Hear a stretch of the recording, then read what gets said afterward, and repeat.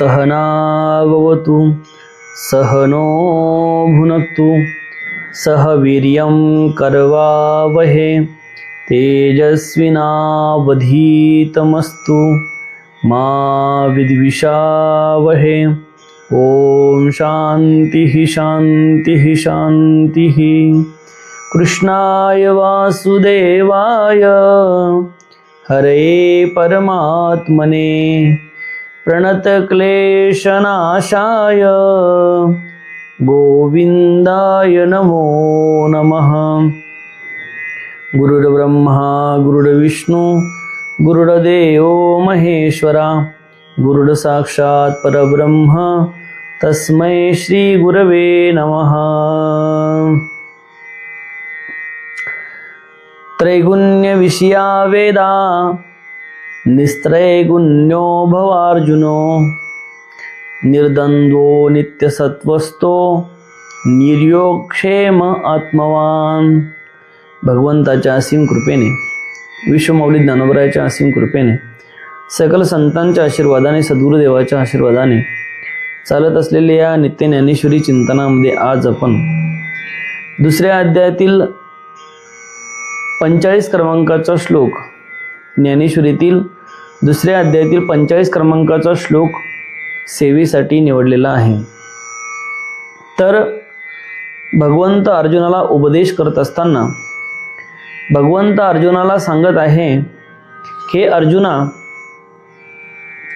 या वेदामध्ये सात्विक, राजस, तामस या 3 गुणाचे वर्णन केले आहे आणि या तिन्ही गुणाच्या पलीकडे जा, सर्व प्रकारचे द्वंद्व टाकून दे आणि शुद्ध सत्वगुणात स्थिर हो।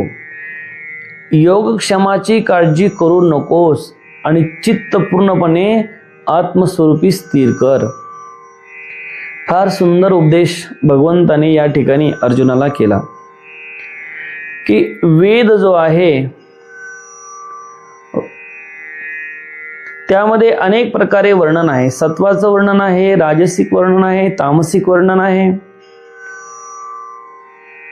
परंतु वेदामध्ये अनेक जरी वर्णन असलं तरी आपण काय घेतलं पाहिजे हे महत्त्वाचं आहे। कारण वेद अनंत बोलिला, अर्थ इतुकाची साधेला, विठोबाशी शरण जावे, निज निष्ठ नाम घ्यावे। वेदाचा अर्थ कळून घेणे महत्त्वाचं आहे, नाहीतर वेद अनंत बोलला आहे। वेदामध्ये अनेक वर्णन आहे, सात्विक वर्णन आहे, राजसिक वर्णन आहे, तामसिक वर्णन आहे।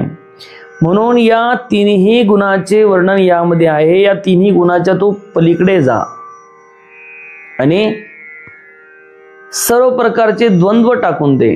कारण द्वंद्व हे शेवटी नेहमी माणसाला बंधनाला कारणीभूत ठरत असतात। म्हणून या बंधनाच्या पलीकडे तू जा आणि सत्वगुणामध्ये स्थिर हो। आणि दुसरी गोष्ट म्हणजे तुझ्या योगक्षेमाची काळजी करू नकोस। कारण या ठिकाणी भगवंताने अर्जुनाला हे सांगितलं आहे की द्वंद्वरहित हो, निर्योगक्षेम हो, योगक्षेमाची काळजी करू नको।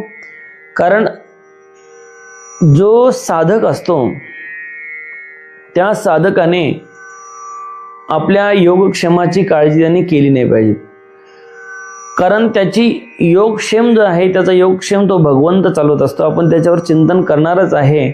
परंतु सर्वप्रथम त्रैगुण्य विषया वेदाः या तुकड्याचं आपण चिंतन करू तर असं म्हणतात की त्रैगुण्य विषया वेदाः, वेदामध्ये सात्विक, राजसिक आणि तामसिक या 3 गोष्टीचं वर्णन आलं आहे। त्यामध्ये उपनिषदादी सगळे समस्त आहे, समस्त सात्विक आहे।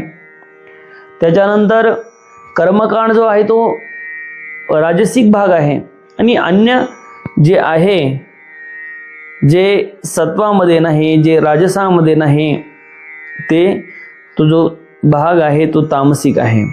तर अशा पद्धतीने तिन्ही पद्धतीने वर्णन या वेदामध्ये केलं आहे। तर या वेदामध्ये अशा पद्धतीने वर्णन केलं आहे, तर त्यातील जे काही सात्विकता आहे, सत्वगुण आहे, त्या सत्वगुणाचा आपण स्वीकार केला पाहिजे। नाहीतर मग या तिन्ही गुणाच्या पलीकडे आपण गेलं पाहिजे. वास्तविक पाहिलं तर सत्व रज तम हे तिन्ही गुण जरी असले तरीही ते बंधनालाच कारणीभूत ठरतात.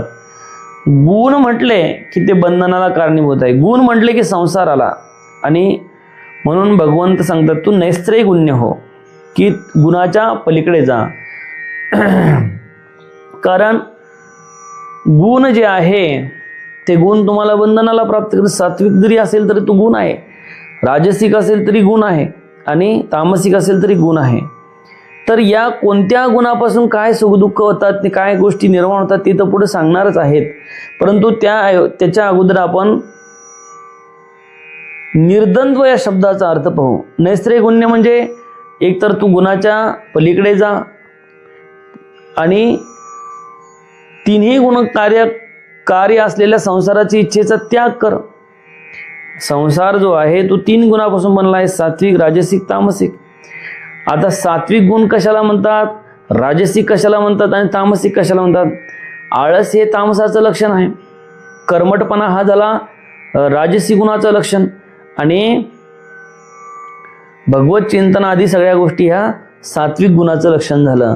परंतु या तिन्हीच्या पलीकडे जाऊन तू काय कर, या संसाराचा त्याग कर. नैस्त्रैगुण्य भव अर्जुना, संसाराच्या इच्छेचा त्याग कर. संसाराचा त्याग कर म्हणजे काही संसार म्हणजे कर्म सोडून दे असं नाही, संसाराच्या इच्छेचा त्याग कर. त्यानंतर सांगतात की निर्द्वंद्व, या संसारातून तू विरक्त होऊन अलिप्त होऊन निर्द्वंद्व हो. कारण द्वंद्व हे शेवटी नेहमी सुखदुःखाला कारणीभूत ठरतं. मागे आपण पाहिलं होतं, द्वंद्वाच्या संबंधाने वर्णन केलं होतं. त्या द्वंद्वामध्ये आपण पाहिलं की जे काही पंच ज्ञानेंद्रिय आहे त्यामध्ये रसन इंद्रिय असेल, त्या रसन इंद्रियाला चांगले पदार्थ खायला मिळाले तर आनंद वाटतो. त्याच रसन इंद्रियाला जर तिखट आदी जे पदार्थ आहे ते जर त्याच्या सेवनात गेलं तर त्याला त्रास होतो, दुःख होतं, किंवा त्याच्यापासून आपल्या मनावर सुखदुःखादी परिणाम होतात. त्यानंतर स्पर्श इंद्रिय आहे, त्याला मुलायम गादी वगैरे किंवा नरम या गोष्टी मिळाल्या त्यांना बरं वाटतं, पण तेच जर काटा टोचलं तर त्यापासून दुःख होतं. अरे घ्राण इंद्रिय आहे, घ्राण इंद्रियापासून जर सुगंध सेवन करायला मिळालं तर आनंद वाटतो, पण तेच जर एखादा दुर्गंध सेवन करायला मिळालं तर त्यापासून दुःख होतं. दुसरी गोष्ट पुन्हा जे काही नेत्र इंद्रिय आहे, एखादी चांगली गोष्ट पाहिली तर त्यात आनंद वाटतो, पण एखादी वाईट गोष्ट पाहिली तर भ्यासूर गोष्ट पाहिली तर त्याच्यापासून पुन्हा दुःख निर्माण होतं.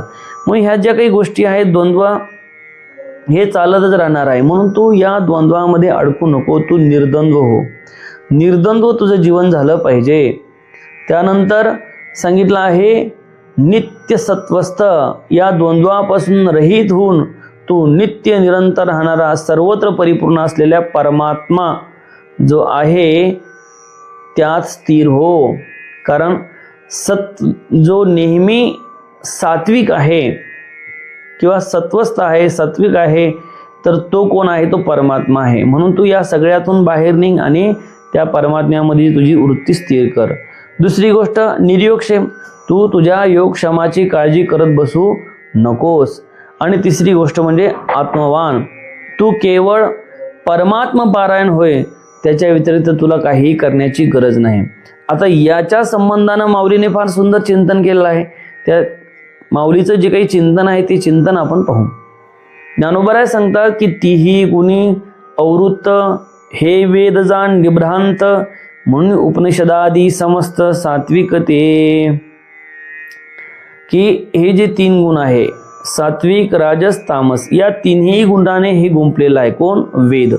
त्यापैकी उपनिषद जेवढी आहेत ती सगळी सात्विक आहेत. तीन गुण आहेत, सात्विक राजसिक तामसिक. आता या गुणाच्या संबंधाने पुढे वर्णन आलेलंच आहे.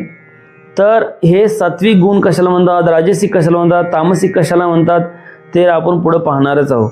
परंतु सात्विक गुण जे आहे त्या सात्विक गुणाचा तू काय कर, अंगीकार कर. कारण या वेद जो आहे हा वेद तिन्ही गुणाने गुंपलेला आहे. त्यापैकी उपनिषद जे आहे ते सात्विक वर्णन करणारे आहे. उपनिषद ज्ञान प्रतिपादन करणारे आहे आणि ज्ञान प्रतिपादन करणारे असल्यामुळे आपण त्याचं ग्रहण केलं पाहिजे. पण तुम्ही म्हणसाल की सात्विकतेचं ग्रहण करायला सांगतात आणि नैस्त्रैगुण्य व्हायला सांगतात.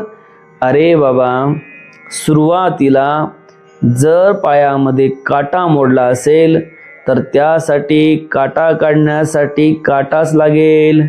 अरे आपल्या पायामध्ये जर काटा मोडला असेल तर काटा काढण्यासाठी काटा लागेल. तसं ज्ञान सुद्धा जे आहे ते अज्ञान निवृत्तीपर्यंत ज्ञानाचं काम आहे. आणि एकदा अज्ञान निवृत्ती संपली की त्या ज्ञानाचं सुद्धा आपल्याला काम नाही. म्हणून एक उदाहरण आमचे पूजनीय गुरुजी सांगतात. ते उदाहरण सांगितल्यानंतर तुमच्या हा विषय लक्षात येईल की म्हणे एक व्यक्ती असतो आणि त्या व्यक्तीचं लग्न जमत नाही. अरे आताच्या काळामध्ये जसं लग्न जमणं फार अवघड आहे, त्याही काळामध्ये एक व्यक्ती होता, थोडा वयस्कर झाला होता आणि वयस्कर होता आणि लग्न जमत नव्हतं. जवळजवळ त्याचं वय 35-40 झालं, परंतु लग्न काही जमत नव्हतं. शेवटी एक मित्र होता त्यांचा. तो मित्र म्हणाला, बाबा म्हणे तुला एक बायको करून देतो. ते म्हणे चालेल. आता बायकोसाठी तो हापापलेला, कशी का असे ना पण करून दे. म्हणे इकडे ती भेटत नाही, बंगालहून आणायला लागल. म्हणे चालेल. मग त्या मित्राने त्याचं लग्न ठरवून आणलं, लग्न करून दिलं आणि एक बंगाली बायको त्याला करून दिली. आधी बंगाली बायको करून दिली ती तिला जादूटोणा येत होता आणि जादूटोणाविषयी ती जाणत होती. आणि म्हणून कधी कधी असं म्हणतात की ही जी बाई आहे ती कधी कधी आपल्या नवऱ्याला घोडा करायची आणि त्याच्यावर बसायची, बाजारात जायची, कधी मांजर करायची, कधी काही करायची. तो धाकी पडून गेला. काय पडला? धाकी पडून गेला. आणि धाकी पडून गेला तो नेहमी त्याचीच अवहेलना. शेवटी मग त्या मित्राकडे त्यांनी गऱ्हाणे केलं. अरे बाबा म्हणे तू लग्न लावून दिलं खरं, परंतु ही अशी परिस्थिती आहे. म्हणे थांब मग, म्हणे तुला आणखीन एक बायको करून आणतो. अरे म्हणे एकीनंच परेशान केलं तर दुसरी कुठून? अरे म्हणे नाही नाही, आणखीन एक बायको देतो करून. मग पुन्हा एक तशी जादूटोणा शिकलेली पुन्हा एक बायको करून दिली. दोघांनाही जादू येत होते. 2 बायका झाल्या आणि मग त्या सावतीचे भांडणं झाल्या की सावतीचे भांडणं झाल्यानंतर मग एकीला एक बनवायचे, एकीला बनवायचे. आता एक दिवस लागले भांडणं आणि एक दिवस भांडणं लागल्यानंतर एका बायकोनं दुसऱ्या बायकोला बनवलं काळी घार आणि दुसऱ्या बायकोने या बायकोला बनवलं पांढरी घार. दोघीही घार झाल्या आणि घार होऊन म्हणजे पक्षी, घार नावाचा पक्षी असतो, तर घार होऊन त्या दोन्हीही एकमेकासोबत लढू लागल्या आणि एकमेकाशी लढू लागल्या. त्यावेळेस तिथे तुझा मित्रही होता आणि तोही होता. त्यांचं ते भांडणं पाहून दोघेही ते भांडणं पाहत होते. तेवढ्यामध्ये जी पहिली बायको होती ती काळी घार, दुसरी बायको होती ती पांढरी घार. मग त्याने मित्राने सांगितलं, एक सल्ला दिला. म्हणे हे जी काही पहिली जी बायको आहे ती काळी घार, दगड उचल आणि तिच्या डोक्यात, तिच्या अंगात म्हणजे तिच्या अंगावर टाक. आणि त्यावेळेस त्या मित्राने तिला कटाळलेला होताच तो, त्याने दगड उचलला आणि त्या काळी घारीवर टाकला. काळी घार मरून गेली. आणि राहिली पांढरी घार. मित्र म्हणे पुन्हा दुसरा दगड उचल आणि आता पांढरी घारीवर टाक. तो म्हणे हिला कशाला मारायचं? अरे म्हणे जशी काळी घार दुःखदायक होती तशी पांढरी घार सुद्धा दुःखदायक. हिलाही जादूटोणा येत होता, तिलाही जादूटोणा येत होता. अरे ही जरी संपली तरी उद्या तुला ही परेशान केल्याशिवाय राहणार नाही. म्हणून त्या पद्धतीनं उदाहरण सांगायचं म्हणजे त्या दोन्हीही घारी संपवून टाकल्या, मग हा मुक्त झाला. मग या त्रासापासून तो मुक्त झाला. तसं ज्ञान, तुम्हाला ज्ञानाचं तुम्ही ग्रहण करायचं, उपनिषदाचं ग्रहण करायचं, कारण ते सात्विक आहे. परंतु जे उपनिषद आहे त्या उपनिषदाचा, उपनिषद रूपी ज्ञानाचं ग्रहण केल्यानंतर पुन्हा त्याचा त्यागही करता आला पाहिजे. का? कारण शेवटी ज्ञान जरी झालं तरी ते ज्ञान तुम्हाला त्या अवस्थेपर्यंत पोहोचून दिल्यानंतर ते ज्ञान सुद्धा तुम्हाला बंधनाला कारणीभूत ठरू शकते. म्हणून त्रिगुणाच्या पलीकडे जाणे, त्रैगुण्यविषया वेदा, म्हणजे या तिन्ही गुणाच्या पलीकडे तू गेलं पाहिजे. काय केलं पाहिजे? तू या 3 गुणाच्या पलीकडे जा, म्हणा सात्विकामध्ये अडक, ना राजसामध्ये अडक, ना तामसामध्ये अडक. आता हे सात्विक गुणाचं वर्णन झालं. उपनिषदादी सगळे हे सात्विक गुणाचं, जे ज्ञान प्रतिपादन करणारे उपनिषदादी आहे हे सगळे सात्विक गुणाचं वर्णन करणारे आहे. तर जे राजसिक आहे ते काय आहे, त्या संबंधानं आता माऊली सांगतात. एर रजतमात्मक, जे निरूपी, जे कर्माधिक, जे केवळ स्वर्गसूचक धनुर्धरा. सांगतात हे धनुर्धरा, वेदातील इतर भाग रजोगुण आणि तमोगुणाचे मिश्रण केले आहे. त्यामध्ये ऐहिक फलाची प्राप्ती करून देणारे स्वर्गसूचक निर्माण करणारे स्वर्गसूचक सकाम कर्म सांगितले आहे. काय की बाकीचा पहिला जो उपनिषदादी समस्त सात्विक आहे, परंतु रजतमात्मक जो भाग आहे तो कर्माधिक आहे. अरे जे कर्म करणारा, कर्माचं प्रतिपादन करणारा आहे ते रजात्मक आहे, आणि त्याच कर्म प्रतिपादन करण्यामध्ये जे काही पशुची हत्या केली जाते, पशु बळी दिला जातो, हे तामसिक आहे. म्हणून हे वर्णन करणारे जे काही कर्माधिक आहे आधी, हे सगळे राजस आणि तामसिक आहे. म्हणून या राजसाचा पण तू त्याग कर आणि तमाचा पण तू त्याग कर, कारण हे सुद्धा तुला बंधनाला कारणीभूत ठरतील. मग रजात्मक त्याग कर आणि तामसात्मक सुद्धा तू त्याग कर. या 3ही गुणाचा तुला त्याग करावा लागेल. म्हणून तू जाण हे सुख दुःखासीच कारण, एत झने अंतकरण रिघोदेसी. अरे म्हणून तू जाण हे सुखदुःखाचीच कारण. अरे हे जे काही शेवटी द्वंद्व म्हटल्यानंतर ते सुखदुःखाला कारणीभूत ठरत असतं. काय द्वंद्व म्हटल्यानंतर सुखदुःखाला कारणीभूत ठरत. मी तुम्हाला सांगितलं कोणतंही द्वंद्व असू द्या ते सुखदुःखाला कारणीभूत ठरतं. त्याच्यामध्ये तुम्ही जर विचार केला महाराज कसं सुखदुःखाला कारणीभूत ठरतं, अरे बाबा द्वैत आला, भेद आला की शेवटी ते बंधनाला आणि दुःखाला कारणीभूत ठरतंच.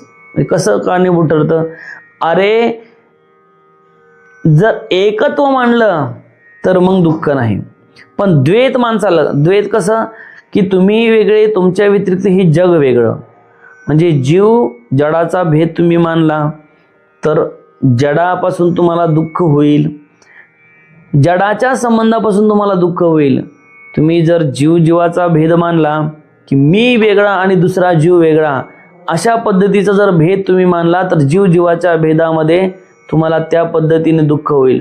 अरे एखादी व्यक्ती आहे आणि एखादी व्यक्ती जी आहे ते एखादी व्यक्ती तुम्हाला काय करू लागली, काही बोलू लागली, तर काही बोलू लागल्यानंतर तुम्हाला असं वाटेल की त्याच्यापासून तुम्हाला काय होतं तर सुखदुःख होतं. अरे चांगलं बोललं तर बरं वाटेल आणि वाईट बोललं तर दुःख वाटेल, म्हणून त्याच्यापासून सुखदुःख निर्माण होईल. त्यानंतर एखादी व्यक्ती जर आपली स्तुती करायला लागली तर सुख आणि वाईट बोलली तर दुःख. म्हणून जर त्या ठिकाणी जर एकत्व भाव असेल की सगळीकडे मीच आहे आणि बोलणाराही मीच आहे आणि ऐकणाराही मीच आहे, तर मग मात्र दुःख होण्याला कारणीभूत नाही. जो वाईट बोलतो माझ्याविषयी तोही मीच आहे आणि जो मी ऐकतोय तोही मीच आहे, एकत्व त्याला म्हणतात.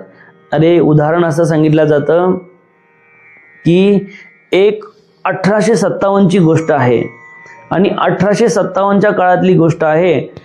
1857मध्ये एका यवनाने एका साधूला, तो आपल्या मस्तीमध्ये बसलेला होता, त्याचा आणि युद्धाचा काही संबंध नव्हता, कशाचाही काही संबंध नव्हता, तो परमेश्वराच्या चिंतनामध्ये बसलेला होता. आणि तो यौवनाला त्यांनी पाहिलं, अरे साधू बसलेला आहे, परंतु त्याला त्याच्याविषयी काय चीड वाटली पता नाही, त्याचा आणि याचा काही संबंध नसताना सुद्धा त्या साधूला त्या यौवनाने मारलं.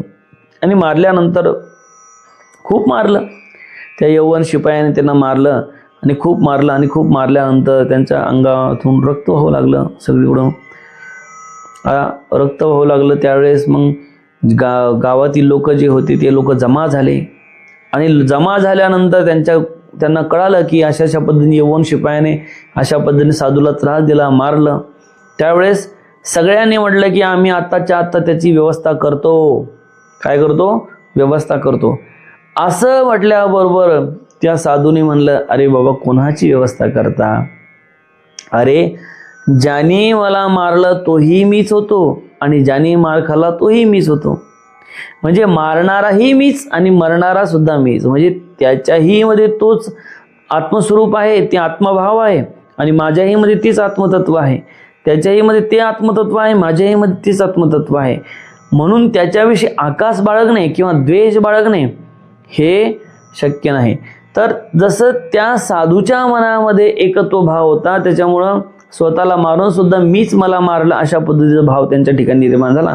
त्याच्यामुळे त्यांच्याविषयी द्वेष निर्माण होण्याचं काही कारण नव्हते. त्यानंतर मग सांगतात की जीव जीवाचा भेद, जड जडाचा भेद, जड वस्तू आहे, भेद मानला तर ही वस्तू चांगली ही वस्तू वाईट, याच्यापासून सुद्धा दुःख होतं. अरे दोन वस्तू सारख्या घेतल्या आणि दोन वस्तू सारख्या घेतल्यामध्ये एखादी वस्तू, दोन गाड्या घेतल्या मुलांसाठी सारख्या गाड्या घेतल्या, परंतु एका गाडीत थोडा फॉल्ट निघाला आणि एका गाडीमध्येही निघाला तर त्याच्यापासूनही दुःख होतं. जड जीवाचा भेद, जीव जीवाचा भेद, जीव ईश्वराचा भेद, ईश्वर ईश्वराचा भेद, अशा पद्धतीने भेद जर आपण मानत गेलो तर ते दुःखाला कारणीभूत होतात. म्हणून सांगतात की म्हणूनही तू जाणं हे सुख दुःखाशीच, कारण झनी अंतकरण निघू दिसे, म्हणून याच्यामध्ये तुझं अंतकरण निघू देऊ नको. शेवटी सत्व रज तम हे जर आपण त्रिगुण मानलं, ते सुद्धा एक प्रकारे काय आहे तर ते सुद्धा दुःख देण्याला कारणीभूत आहे, ते सुद्धा भेदाला प्रतिपादन करणार आहे आणि भेद म्हटल्यानंतर दुःख आलेच. म्हणून हे लक्षात ठेव, तू गुणत्रयाते अभेरी, मी माझे हे न करी, एक आत्मसुख अंतरी विसंबे जणी. म्हणून तू काय कर, या गुणत्रयाचा, या गुणाच्या पलीकडे जा. मी आणि माझे हा विचार त्यागून तू तिन्ही गुणाच्या पलीकडे जा आणि अंतकरणामध्ये आत्मसुखाचा विसर कधीही पडू देऊ नकोस. काय, मी आणि माझे हा विचार त्यागून तू तिन्ही गुणाच्या पलीकडे जा, तिन्ही गुणाच्या तू पलीकडे जा आणि अंतकरणामध्ये आत्मसुखाचा विसर कधीही पडू देऊ नको. तुझ्या अंतकरणामध्ये ज्याची अनुभूती तू घेत आहे त्याचा विसर कधीही पडू देऊ नकोस. आणि दुसरी गोष्ट की मी माझे हे न करी, जे आता योगक्षेम वाहण्यासाठी तू जे काही करत आहे की रात्रंदिवस धडपड करत आहे, कर्म तर तुला करायचीच आहे, परंतु मी केलं असं म्हणत बसू नको. तुला निर्योगक्षेम व्हायचं आहे आणि ज्यावेळेस तू निर्योगक्षेम होईल, निर्योगक्षेम म्हणजे तुला तुझे स्वतःचं अस्तित्व काही सांगायचं नाही. जे आहे ते भगवत कृपेने प्राप्त झालेलं आहे आणि जे गेलं ते सुद्धा भगवंताच्या कृपेनेच गेलं. जे गेलं सुद्धा ते भगवंताच्या कृपेनेच आलं, ते भगवंताच्या कृपेने आणि गेलं तरी भगवंताच्या कृपेने. म्हणून अशा पद्धतीने तू याच्यामध्ये आसक्त होऊ नको आणि मी माझे करू नको. निर्योगक्षेम होय. ज्यावेळेस तू निर्योगक्षेम होशील त्यावेळेस भगवंत तुझा भार घेतील. भगवंत स्वतः म्हणतात योगक्षेम वहाम्यहम, की मी म्हणजे त्याचा म्हणजे भक्ताचा योगक्षेमाचं वाहन करत असतो. योगक्षेम त्याची जाणे जड भारी, वाट दावे करी धरोनिया. भगवंत भक्ताचं संपूर्ण योगक्षेम वाहन करतात. याच्या संबंधाने सुद्धा उदाहरण सांगता येईल, परंतु पुढे आपण चिंतनामध्ये त्याचा विचार करू. आजची जी सेवा आहे, आजचा जो वेळ आहे ती संपलेला आहे आणि आजची जी झालेली चिंतनरूपी सेवा आहे ती माऊलीच्या चरणी समर्पित करू. ओम पूर्णमदः पूर्णमिदं पूर्णात् पूर्णमुदच्यते पूर्णस्य पूर्णमादाय पूर्णमेवावशिष्यते. ओम शांती शांती शांती.